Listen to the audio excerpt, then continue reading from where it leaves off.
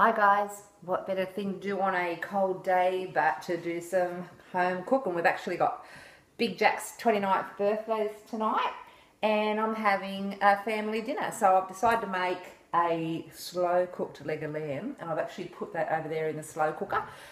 Just about this much water on low for about 7 to 8 hours. I usually do it for a minimum 7. And I've just cut crisscross pattern in the top of the leg of lamb, and I've rubbed some crushed garlic on it and some rosemary. Just sprinkled it all over the top. Put the lid on, forget about it till tea time. Great, easy meal for the family. Here I've got rissoles, good old plain rissoles. For anyone that wants to learn how to do rissoles, super easy. I've got 2 packets of mince here because I'm going to be feeding 6 people tonight. So I like to have leftovers for the next day. So we've got 2 packets of the 500 gram lean mince, which makes up to 1 kilo. I've thrown in 2 eggs. I like to get the 3 range eggs, but whichever ones you use are fine. And I've thrown in a little bit of black pepper. Just a few goes like that. Any black pepper will do, it's all the same. Season some salt.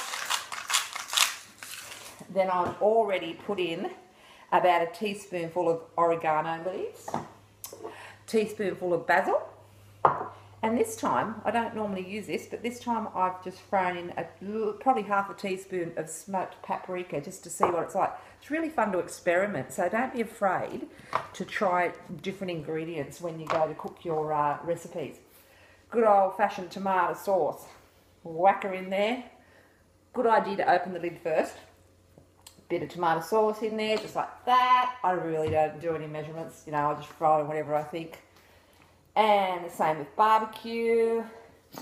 And sometimes I usually throw in some Worcestershire sauce. I never know how to pronounce that word.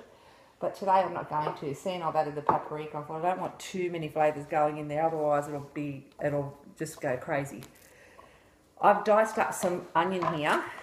You can use your already diced onion, you know, your dried onion in your jar, but I prefer to use a fresh onion. Same as garlic. Fresh garlic's yummy. But if you're feeling a bit lazy, just throw some minced garlic out of a jar in there. So I'm just adding this onion.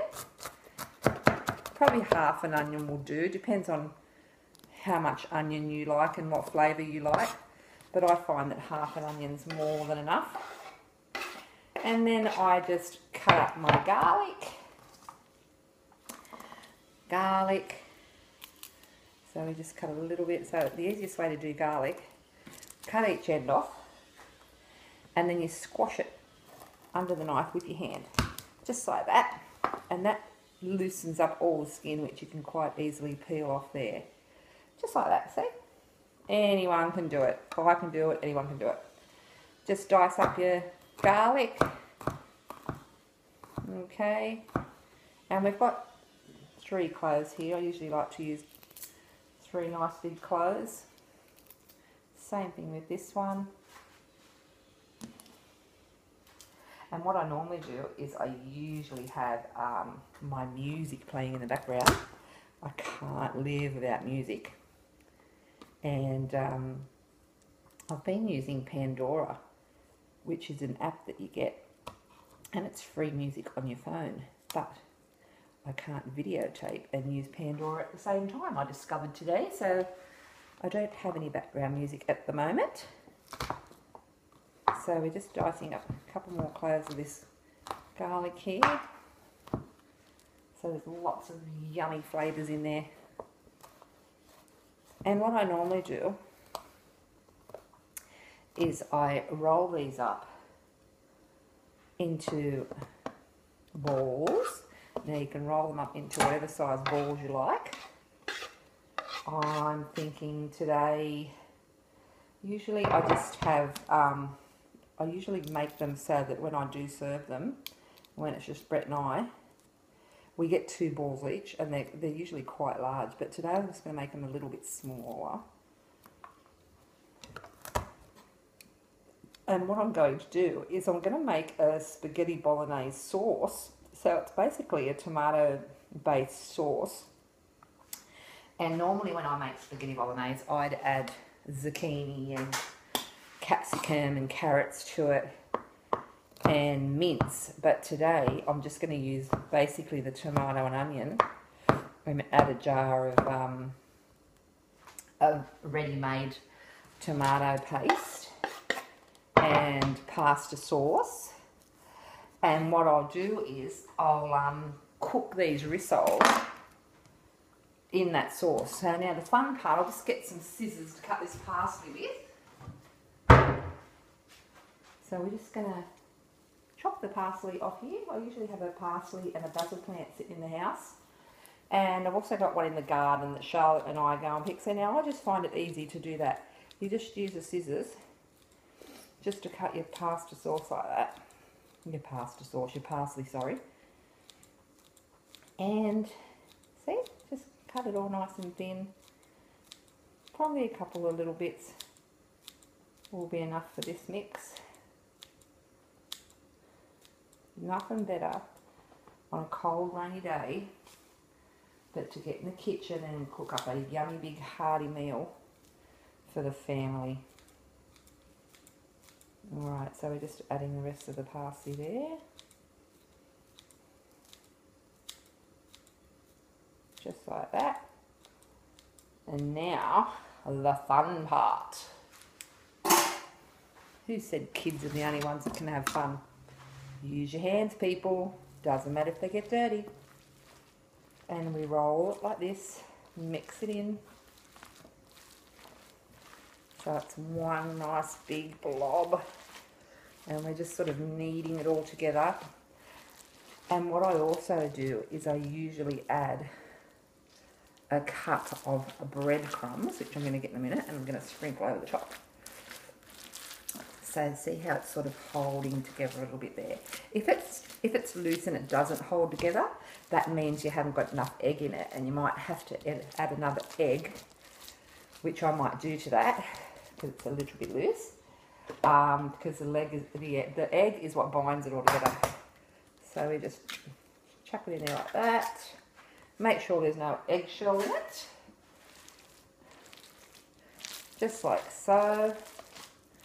And I'm going to get some breadcrumbs. That's all nice and yummy and mushy. You can pretend you're a big kid and slap it in there. It's lovely. Okay, I'm just grabbing some breadcrumbs.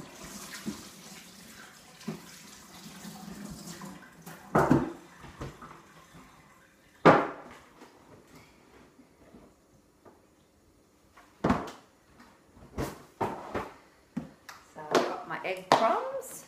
I'm just going to throw a heap in there. Probably about that much will do me. Leave those breadcrumbs there because once I've mixed the breadcrumbs in, I'm going to put some cheese in here as well. See, so there's heaps of different ingredients that you can have in these rissoles, whatever you like. If you can't have dairy, you can leave out the egg and the cheese. There's lots of substitutes for egg and lots of different things these days we can use. But you'll find now, see how that's all holding together nice like one massive big rissole. Love it. It's good fun. I like to play even in the kitchen. So that's coming together really nicely there. I'm just going to grab some Parmesan cheese.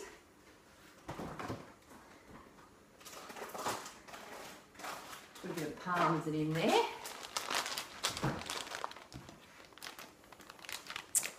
Can't have an Italian meal that doesn't use Parmesan.